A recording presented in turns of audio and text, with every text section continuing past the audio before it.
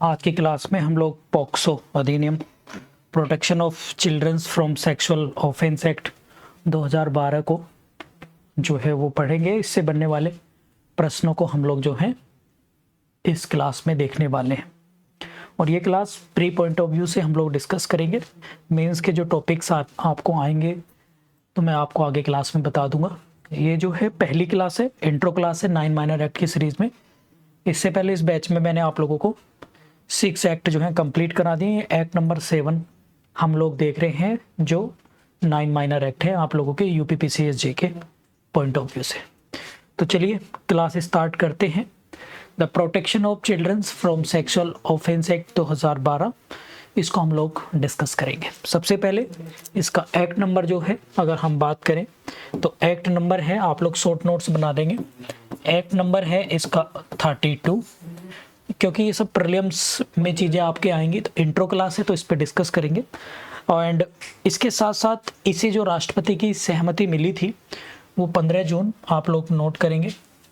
15 जून 2012 को राष्ट्रपति की जो है इसको सहमति मिल गई थी। इसके बाद 14 नवंबर 2012, 14 नवंबर 2012 को इसका जो है एनफोर्समेंट यानी संपूर्ण भारत में लागू हो गया था। ठीक है, ये इनेक्टमेंट, ये इन्फोर्समेंट डेट। क्लियर। इसके साथ साथ इस एक्ट में टोटल जो है अगर हम टोटल बात करें तो 46 जो है वो सेक्शन हैं, धाराएं हैं और टोटल 9 चैप्टर हैं। यदि हम चैप्टर की बात करें तो 9 चैप्टर हैं। ठीक, तो ये सब चीज़ें आप लोग जो हैं देख लीजिएगा। किसी को कोई दिक्कत तो नहीं? आगे हम लोग देखते हैं फटाफट से। इसमें ना सॉरी जो डेट है वो 15 जून की जगह 19 जून कर लेना, ये थोड़ा करेक्शन कर लेना, 19 जून। ठीक है, डेट क्या है आपकी 19 जून है। 15 जून वो बाय मिस्टेक लिखा गया था तो 19 जून जो है वो इसको करेक्ट कर लेंगे। आगे बढ़े, किसी को कोई दिक्कत तो नहीं? चलिए, ये जो एक्ट है जब जम्मू कश्मीर और लद्दाख पहले आर्टिकल 370 था, उसके बाद 31 अक्टूबर 2019 से संपूर्ण भारत पर यानी 31 अक्टूबर 2019 से ये संपूर्ण भारत पर जो है वो लागू है। राइट, ये भी आप लोग जो है नोट कर लेंगे। और इसके साथ साथ जो आपकी यूएनजीए, ये फैक्ट भी नोट कर लेना। यूएनजी मतलब United nation general assembly, UNGA. जो यूएन चार्टर हम लोग पढ़ते हैं, चार्टर का आर्टिकल है 23, उसमें यूएनजी दिया है। तो उसमें जो है यूएनजीए में भी जो है इस तरह के ऑफेंस को लेकर जो है एक प्रस्ताव पारित किया गया था और भारत ने भी उस प्रपोजल को जो है एक्सेप्ट जो है वो किया था। और वो डेट थी 11 दिसंबर 1992। इसको आप नोट कर लेना। ठीक है, और ये यूएनजी के सामने जो प्रपोजल आए थे इस पर भारत ने भी अपनी सहमति जो है वो दर्ज कराई थी। ठीक है, यहाँ तक किसी को कोई दिक्कत तो नहीं? जल्दी से मुझे बताएंगे। ठीक है, एक्चुअल में ये जो अधिनियम है पॉक्सो अधिनियम, जब आपने निर्भया केस सुना था उसके बाद ही ये भारत में जो है वो लाया गया था। रेप जैसे मामलों को जल्दी से निपटाने के लेकर जो हीनियस क्राइम की कैटेगरी में आता है उससे निपटने के लिए, ताकि प्रोसीडिंग और ट्रायल्स ये सब चीज़ें तेज़ी से हों और जो अपराधी व्यक्ति है उसे जल्द से जल्द सजा मिले। ठीक है, इसके जो है जो इसके प्रेम्बल्स है, इसका जो ऑब्जेक्ट है उसमें भी ये बात जो है साफ साफ अगर आप लोग देखेंगे, ये तो इंडेक्स है इसका, उसमें भी साफ साफ इसमें लिखी है। जो इसके प्रेम्बल्स है उसमें भी साफ साफ लिखा है कि an act to protect childrens from offence of sexual assault, sexual harassment and pornography and provide for the establishment of a special court and trial such offense for matters connected therewith or incidental thereto। मतलब क्या है इस act का जो objective है भाई, इस act का जो ऑब्जेक्टिव है वो मैं आपको बता देता हूँ साफ साफ, क्योंकि प्रीलिम्स में आपको बनेंगे सीधा सीधा। इसका जो ऑब्जेक्ट है वो क्या है, बहुत ही सिंपल शब्दों में आप लोग जो है वो ध्यान में रखेंगे। क्या इसमें लिखा है एक्ट टू प्रोटेक्ट, प्रोटेक्ट कर रहा है, किसको प्रोटेक्ट कर रहा है ये एक्ट किसको प्रोटेक्ट कर रहा है, ये कर रहा है बच्चों को, चिल्ड्रंस को, ठीक है। यहाँ पे लिखे हैं चिल्ड्रन, ठीक है, चिल्ड्रंस को प्रोटेक्ट कर रहा है। अब इन चिल्ड्रंस को किससे प्रोटेक्ट कर रहे हैं, आप लोग लिखेंगे सेक्सुअल हरासमेंट, सेक्सुअल असॉल्ट। तो ये सब चीज़ें आप जो है प्री के पॉइंट ऑफ व्यू से जो है वो बना लेंगे। सेक्सुअल असोल्ट जिसे हम लोग लैंगिंग हमला बोलते हैं, सेक्सुअल असोल्ट को असोल्ट से बचा रहे, सेक्सुअल हरासमेंट, सेक्सुअल हरासमेंट, ठीक, और इसके साथ साथ पोर्नोग्राफी, ठीक है, पोर्नोग्राफी, ठीक है, पोर्नोग्राफी।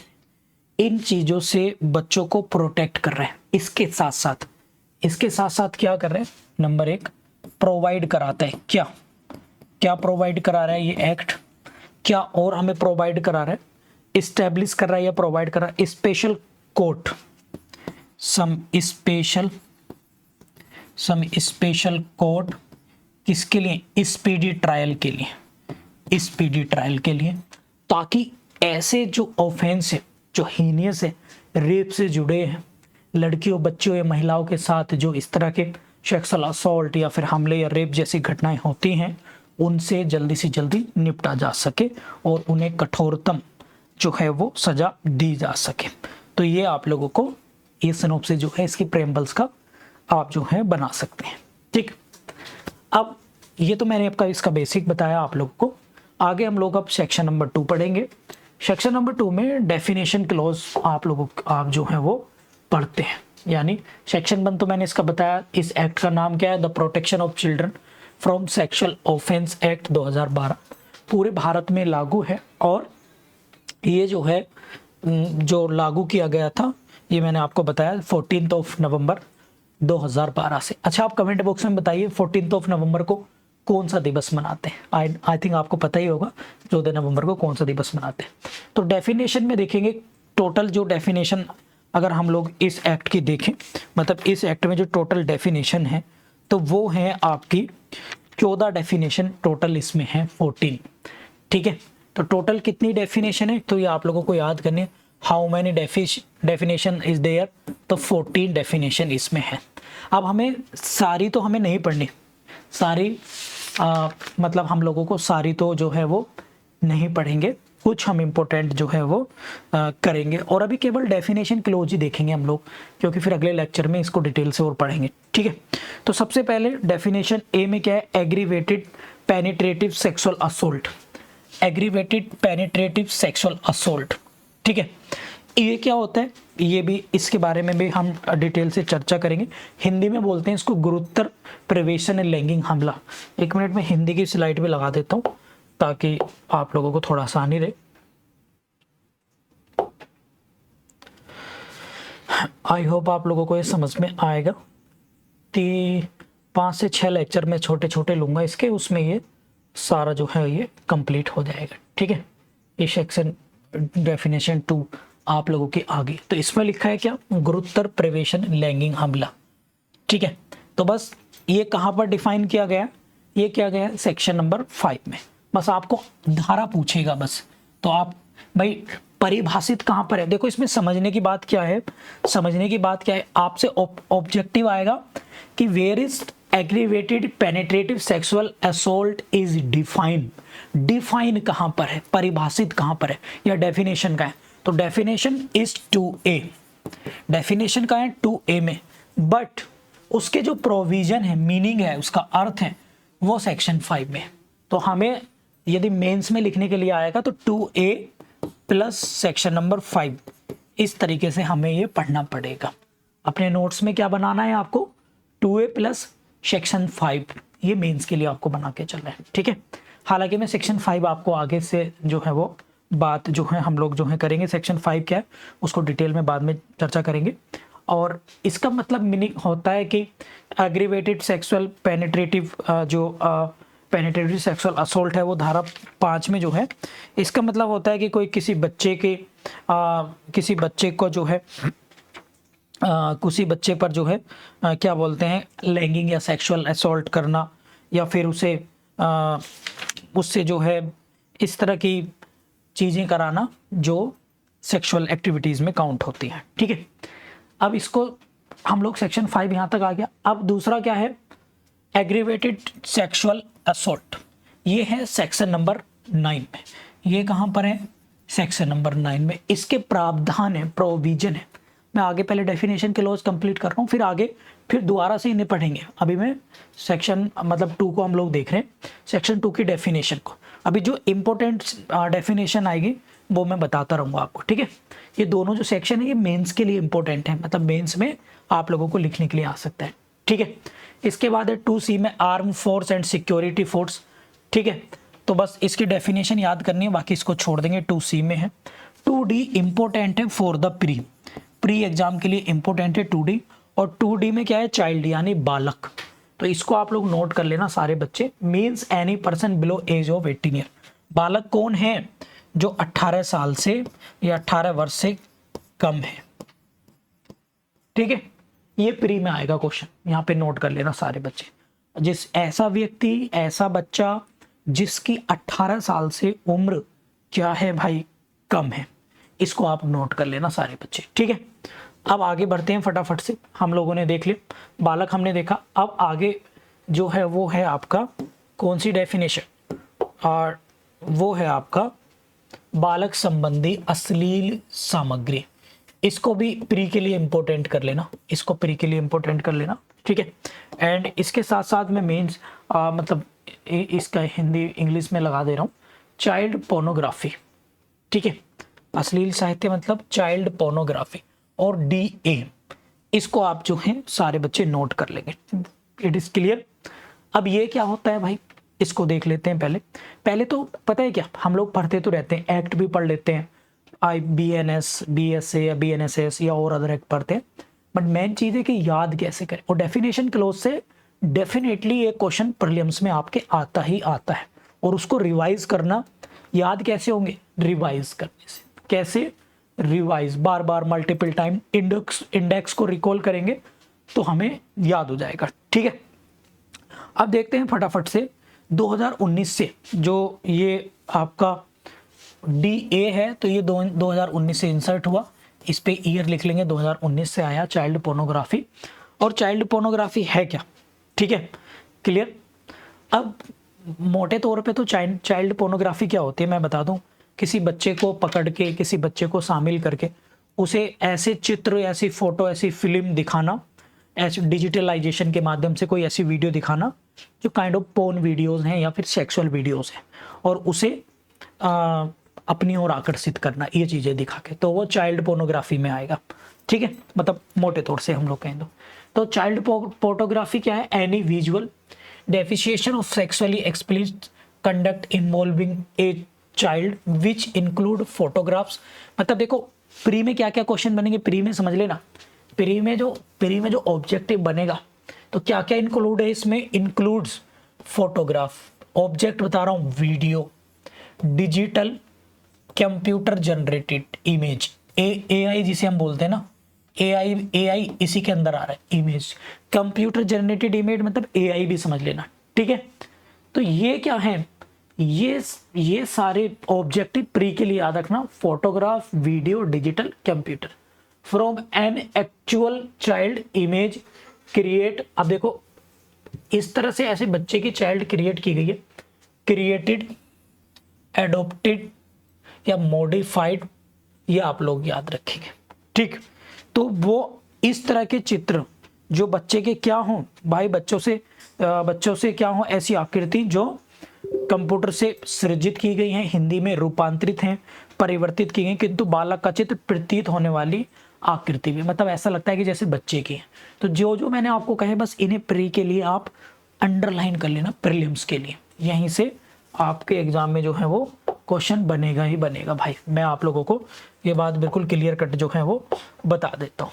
ठीक है, क्योंकि हमें और कोई ज़्यादा दिमाग नहीं लगाना, हमें इन चीज़ों को पढ़ना है। जैसे बालक संबंधी साहित्य क्या, किसी बालक को संलिप्त करते हुए लैंगिक सम्मान सम्मित बनाने के आचरण का कोई दृश्य चित्रित अभिप्रेत है जिसके अंतर्गत फोटो है, वीडियो है, डिजिटल या कंप्यूटर जनरेटेड आकृति है जो वास्तविक में बच्चे के समान लगे और सृजित, रूपांतरित, परिवर्तित हो सकती है, किंतु बालक का चित्र प्रतीत होने वाली भी आकृति है। मतलब बिल्कुल ऐसे लगते हैं जैसे उस बच्चे की तरह है। अब यहाँ पर एक चीज मैं आपको बताऊं, एक तो ये पूछ लेगा कि एग्जाम में कि ये बालक संबंधी अश्लील साहित्य, चाइल्ड पोर्नोग्राफी पॉक्सो एक्ट में कब डाला गया, तो 2019 में। एक तो ये आप लोगों को लिखना है। दूसरा, यहाँ पर ना वीडियो है, ऑडियो नहीं है, तो यहाँ पे जानबूझ के अपने नोट्स में लिख लो ऑडियो नहीं है, मतलब ऑप्शन में ऑडियो भी आ सकता है, बट ऑडियो बेयर एक्ट में नहीं लिखा है, ठीक है। ये आप लोग ध्यान रखेंगे, इस तरह से प्रीलिम्स में आप लोगों के क्वेश्चंस जो हैं वो बन सकते हैं।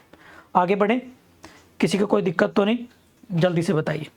इसके बाद है हमारा नया सेक्शन 2E, घरेलू संबंध, डोमेस्टिक रिलेशन। इसका संबंध वही है जो घरेलू हिंसा से महिला संरक्षण अधिनियम 2005 की धारा 2K से है, बस 2K खंड से है, वो आप लोग जो है देख लेंगे। क्लियर। इसके 1 मिनट में इंग्लिश में निकाल लेता हूँ इसको, थोड़ा और इजी हो जाएगा, ठीक है। तो डोमेस्टिक रिलेशनशिप आप कौन सी है, जो protection of women from domestic violence act की धारा क्लोज 2F से है, बस इतना याद रखना है आपको प्री के लिए, ठीक है। इसके बाद है पेनिट्रेटिव सेक्सुअल असॉल्ट 2F, इसको इंपॉर्टेंट कर लेंगे, इन टॉपिक्स को मैं आगे पढ़ाऊंगा, ठीक है। तो ये 2F में है। 2F में हम लोगों ने जो पहला पढ़ा था ना, सेक्शन 3 हम लोग जो देख रहे थे, सॉरी सेक्शन 1, वो एग्रीवेटिव पेनिट्रेटिव असोल्ट था। मैं आप लोगों को बता दूं, गुरुतर और एक होता है प्रिवेशन। गुरुतर मतलब ऐसे लोगों को, एग्रीवेटिव ऐसे लोगों को के लिए शब्द यूज किया गया जो सोसाइटी, समाज, सरकार या ऐसे लोग जो अवेयर हैं, पढ़े लिखे हैं और रेस्पॉन्सिबल पर्सन है। अब जैसे एग्जाम्पल के तौर पे मान लेते हैं कोई टीचर है या कोई पुलिस वाला है, वो सेक्सुअल हरासमेंट कर रहा है किसी के लिए, तो उसको हम लोग एग्रीवेटेड बोलेंगे। और अगर कोई नॉर्मल इंसान है, आम इंसान है, अगर मान लीजिएगा कोई ड्रिंक करता है या गांव का कोई नॉर्मल आदमी, वो सेक्सुअल हरासमेंट या सेक्सुअल असॉल्ट करता है, तो उसे हम लोग क्या कहेंगे, उसे कहेंगे पेनिट्रेटिव सेक्सुअल असॉल्ट, उसे नॉर्मल कहेंगे, ठीक है। उसकी सजा भी ज्यादा है, मतलब देखो अगर कोई पुलिसकर्मी है, अब पुलिसकर्मी कोई सेक्सुअल एक्टिविटीज में लिप्त होता है तो उसके लिए सजा ज्यादा लायबिलिटी है, आप आगे पॉक्सो एक्ट में पढ़ेंगे। और जो नॉर्मल इंसान है उसके लिए कम सजा के प्रावधान है, ठीक है। ये हम आगे बढ़ेंगे, आगे देखेंगे, अभी इसको छोड़ दीजिए। पेनिट्रेटिव का मतलब होता है किसी चीज को किसी में धसाना या घुसाना, ये पेनिट्रेटिव का मतलब, ये मतलब जो होता है किसी चीज को किसी में घुसाना या धसाना उसको, ठीक है। आगे अगर देखो तो इसमें हम लोग देखेंगे प्रिवेशन लैंगिक हमला बोलते हैं इसको। The meaning is a assign to it a section, जो सेक्शन 3 में आगे चल के हम लोग सेक्शन 3 में इसको पढ़ेंगे, ठीक है भाई। Penetrative sexual assault define is 2F but provision is under section 3, ये आपको ध्यान करना है। मतलब 2F के साथ ऐसे करके शॉर्ट नोट्स बना लो, यहीं पे लिख लो, सेक्शन 3 को रीड करना है आपको, ठीक है। पॉक्सो एक्ट में पेयर ही बनाने पड़ेंगे आपको, 2G छोड़ दीजिएगा, प्रिस्क्राइब्ड। रिलीजियस इंस्टीट्यूशन, जो धार्मिक आपके क्या है, धार्मिक संस्था है, ये प्री में आ सकता है आपको। रिलीजियस इंस्टीट्यूशन 2H में है। अब वो कैसे होंगे, जो religious institution prevention of misuse act 1988, इस एक्ट का नाम जरूर लिख लेना, ये एग्जाम में आ चुका है, ये परीक्षा में आ चुका है भाई। इस 1988 1988 इसको लिख लेना प्लीज, ये एग्जाम में एक बार आ चुका है, तो आपसे पूछ लेंगे भाई 1988 की जगह 87 डाल देगा, 90 डाल देगा, इसलिए ध्यान से इसको याद कर लेना, ठीक है। सेक्सुअल असॉल्ट क्या होता है 2I, जो सेक्शन 7 में है। मतलब 2I के साथ हमें क्या, किसका पेयर बनाना है, सेक्शन नंबर 7 का। ये हम आगे अगली क्लास पे देखेंगे, ठीक है। Sexual harassment, this is very very important, ठीक। सेक्सुअल हरासमेंट, अच्छा आप मुझे बताओ, सेक्सुअल हरासमेंट की मैंने आपको एक डेफिनेशन और बताई थी, वुमेन एट वर्क प्लेस वाले में जो बताई थी आपको, वो कौन से सेक्शन में थी, कौन बताएगा, बताइए जल्दी से। एक ये डेफिनेशन मैं बता चुका हूँ आपको, एक एक्ट में, और हम लोगों ने पढ़ी थी भाई ये डेफिनेशन सेक्सुअल हरासमेंट की, बताइए। सेक्सुअल हरासमेंट की एक डेफिनेशन एक एक्ट में और हम लोग पढ़ चुके हैं बच्चों, तो वो कौन से उसमें पढ़ चुके हैं, तो वो पढ़ चुके हैं हम द सेक्सुअल हरासमेंट, यहीं पे लिख लो कहाँ पे पढ़ चुके हैं, सेक्शन 2N। 2N कौन सा है, the sexual harassment of women at work place की धारा 2N में, पॉक्सो एक्ट जिसे हम लोग कहते हैं। तो ये भी लिख लेना आप लोग, यहीं पे लिख लेना, याद रहेगा। सेक्सुअल हरासमेंट भाई सेक्शन 11 में तो प्रोविजन देखेंगे, बट इसे वुमेन वर्क प्लेस एक्ट जो है आपका, वहां उसके सेक्शन की धारा, वर्क प्लेस की धारा जो है आपकी कौन सी है, सॉरी, की धारा जो 2N है, तो वहां पे भी इसको डिफाइन किया गया। तो 2N भी प्लीज इसका लिख लीजिएगा आप लोग, ठीक। इसके बाद है आपका 2K, शेयर हाउस होल्ड, इसको छोड़ दीजिएगा, मतलब साझी गृहस्थी, इसका कोई वो नहीं है, ठीक है, क्लियर। साझी गृहस्थी का मतलब है जो आरोपी बच्चा है, जो व्यक्ति है, वो बालक के साथ घरेलू नातेदारी में रहते हैं, जैसे रिश्तेदार हो गया कोई, ठीक है। पता चला कोई रिश्तेदार, आपने ऐसी खबरें सुनते होंगे कि गांव में एक फैमिली थी, उसके मिलने आया कोई मामा चाचा ताऊ, और पता चला उसने उसके साथ बदतमीजी कर दी, ठीक है, वो भी।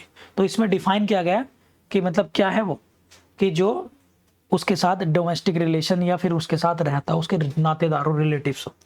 Special code 2L, special code मतलब जो अंडर सेक्शन 18, ये एग्जाम में आ चुके हैं भाई। वेयर इज स्पेशल एक्ट, तो वो सॉरी स्पेशल कोड, तो special code under the section 28, but define कहाँ गया, 2L में।